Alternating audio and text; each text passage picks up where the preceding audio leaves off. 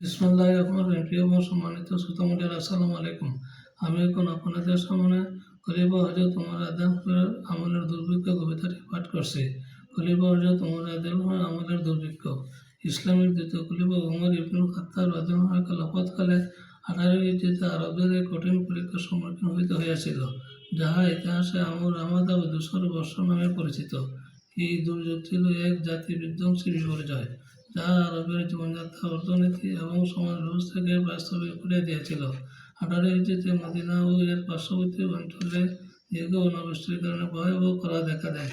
ফসল উৎপাদন সম্পূর্ণভাবে বন্ধ হয়ে যায় এবং ভূমি শুকিয়ে ধূসর বা কৃষ্ণবর্ণ ধারণ করে। এই মাটিকে বালিশের ছাইয়ের মতো মনে হইত, যা উত্তপ্ত মরুভূমির বাতাসে উড়ে বেড়াইত।